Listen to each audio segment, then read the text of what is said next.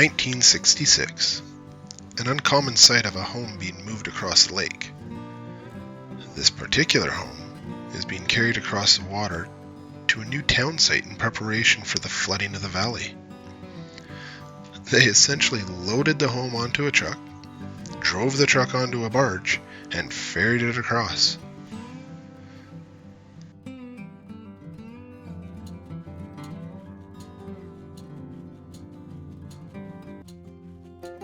Why was the valley being flooded? Well, let's step back a bit. In 1961, the Canadian United States governments signed a treaty to build dams on the Columbia River for flood control and power generation. The Keenleyside Dam, originally known as the High Arrow Dam, was completed in October of 1968, and it flooded the Arrow Lakes and the dozens of communities residing there. Of those, only 4 primary communities remain.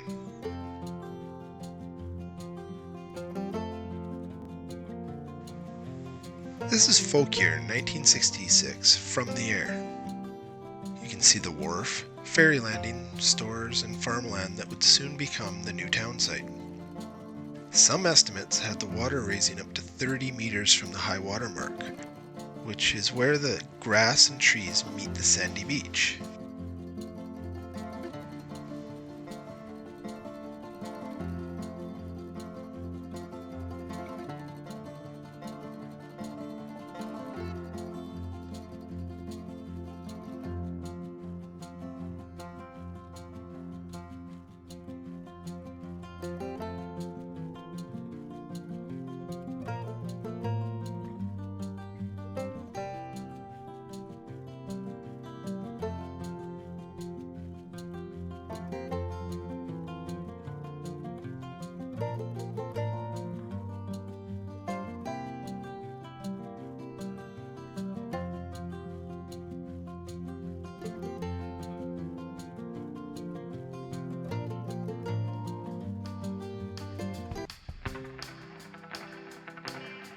As you can imagine, all of those homes along the water had to go somewhere.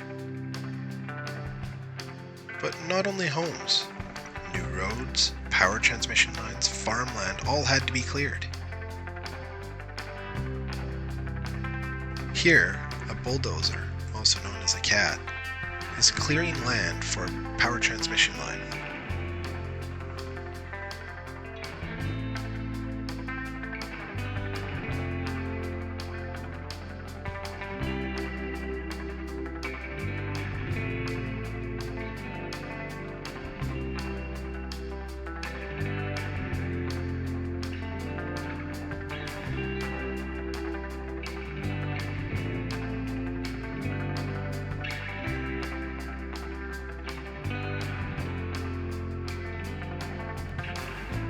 The cats would push all of the brush and any unusable material into piles, which would then get burned.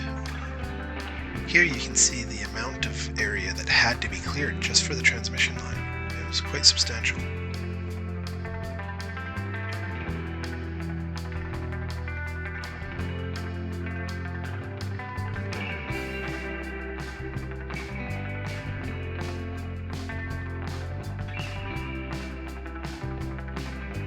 The work always didn't go to plan. Here's a scraper that was leveling land for the new highway, which had a bit of a mishap.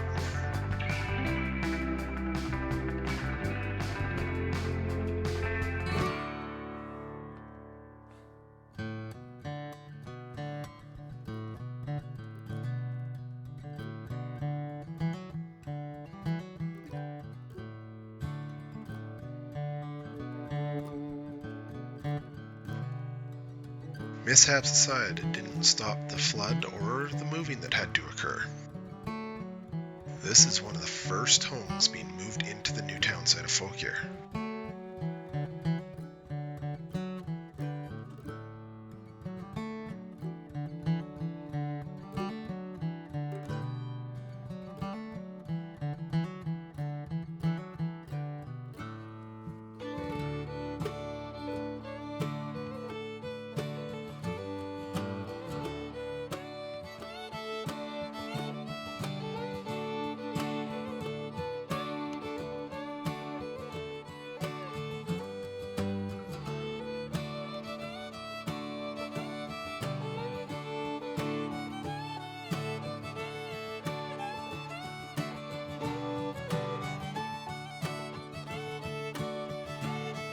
There are no other houses in the town site yet.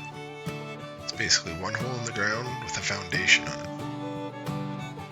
The workers would block the area so the trailer could back over the foundation and into position. It had to be very precise to line up the foundation, the sewer, the water, and all of the amenities that go along with it.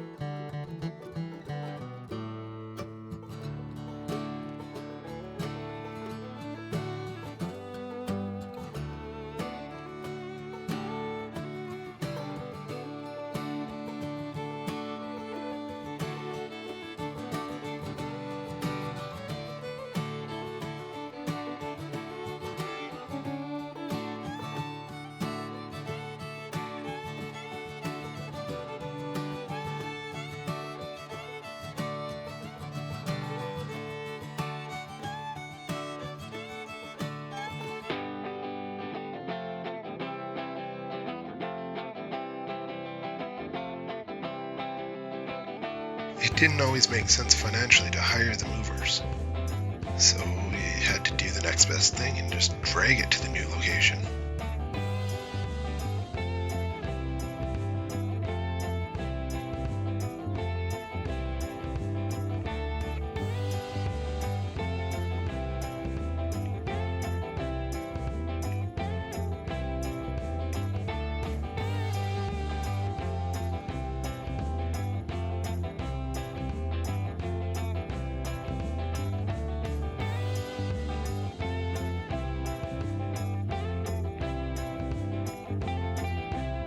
Is being a bit stubborn, so they have to keep trying from different angles until some momentum builds and they can really get it moving.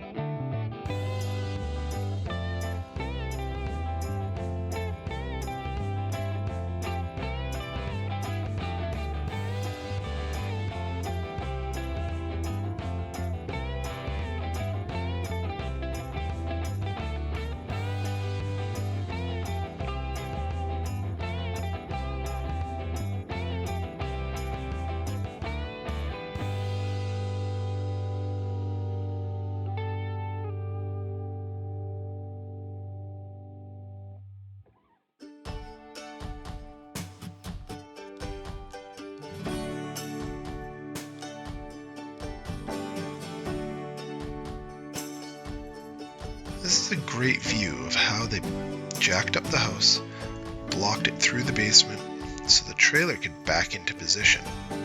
They would then lower the house onto the trailer and drive away.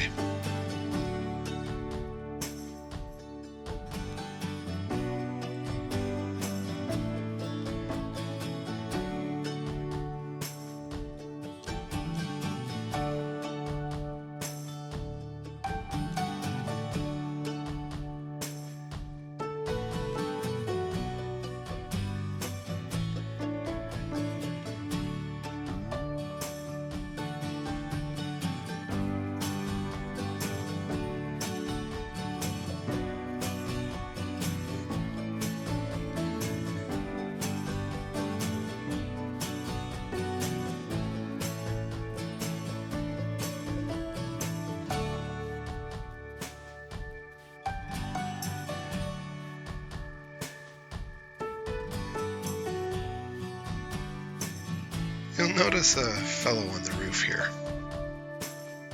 His job was to grab the power lines with his pole and walk it over the house, so they didn't knock down the new power lines that had been set up within the town site.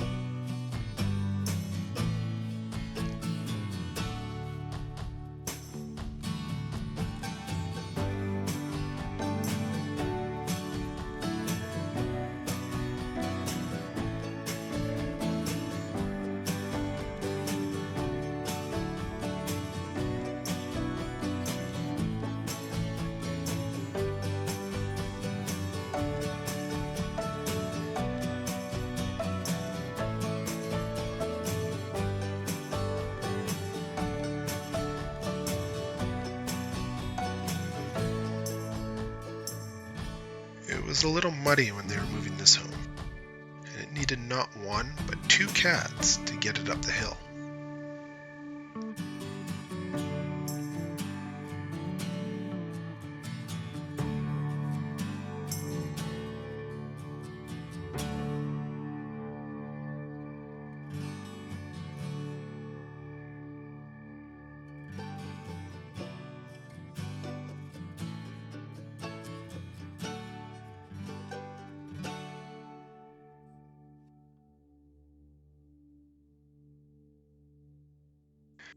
If the house was unmovable or it didn't make sense financially to move it, the house met with what they called the big match.